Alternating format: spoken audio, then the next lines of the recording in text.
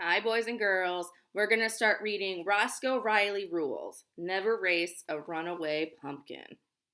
See what he gets into this time.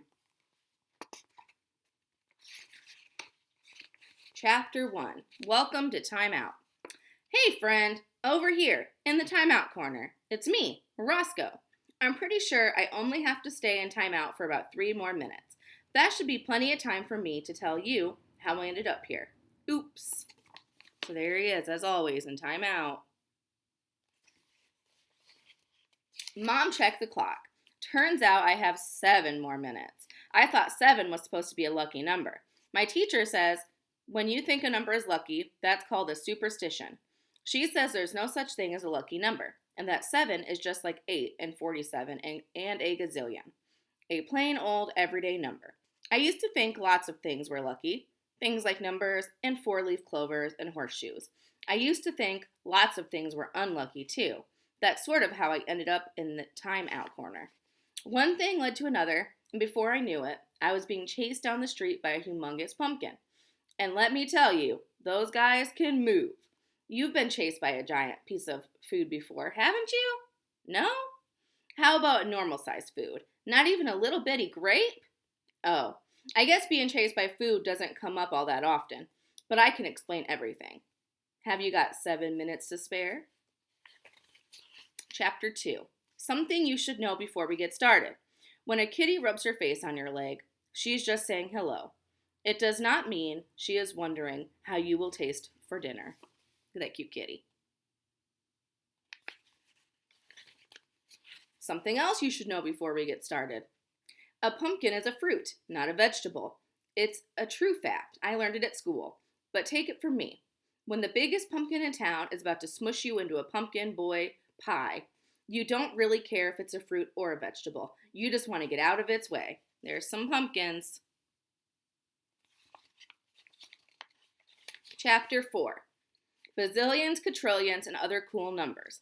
Sometimes I wish I hadn't gone to the school library last week. Then I would never have seen the giant pumpkin that got me into so much trouble.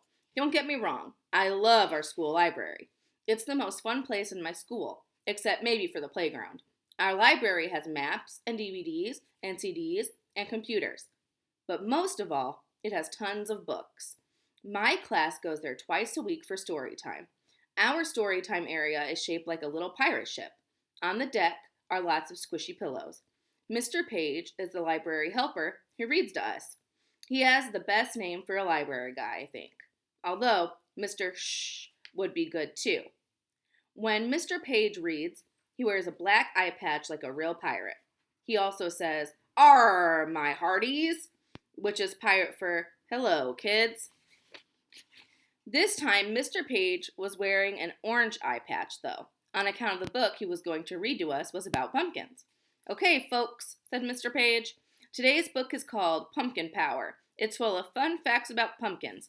He held up the book. The cover had a picture of a giant pumpkin on it. Before we start reading, said Mr. Page, I want to tell you about an even bigger pumpkin. He unrolled a poster. There was a photo of a boy and a girl on it. They were holding a book and smiling. And next to them was the most gigantic pumpkin I had ever seen. It looked huge. So there's Mr. Page reading to them. It was as tall as my dad, almost, and as big as our car, almost. That's got to be the world's biggest pumpkin, I cried. Actually, giant pumpkins can reach over 1,600 pounds, said Mr. Page. This one is gigantic, all right, but it's not that big. Any kind of gigantic is good, if you ask me, I said. This poster is from Hilton Bookstore, Mr. Page said. They're having a contest. If you guess the weight of the giant pumpkin in their window, you win books for the school library, enough to fill that giant pumpkin. That's a lot of books, said Emma. You're right, Emma, and we sure could use them, said Mr. Page. You can make a guess when you visit the bookstore. The winner will be announced at the Fall Festival on Saturday. I'll bet that pumpkin weighs 200 bazillion pounds, Hassan said. Nuh-uh, said Gus.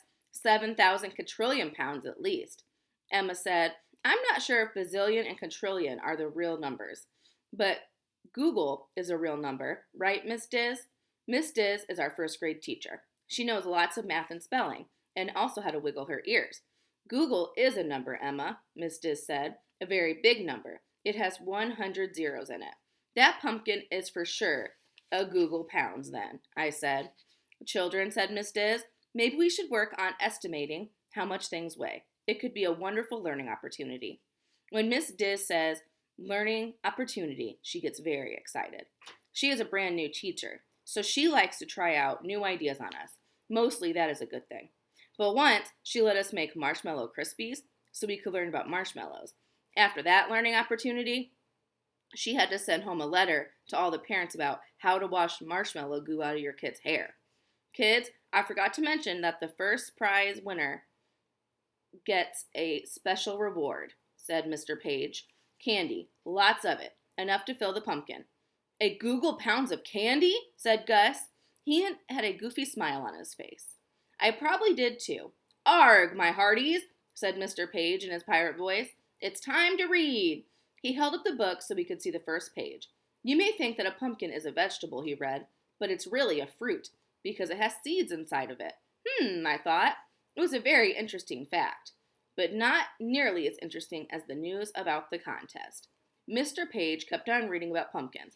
He talked about giant pumpkins, tiny pumpkins, pumpkin seeds, and pumpkin pie. My ears tried to pay attention, but my brain kept thinking how nice it would be to win books for the library and candy for me. I was thinking of candy. All right, guys, we'll read Chapter 5, Ladders of Luck tomorrow. Bye, guys.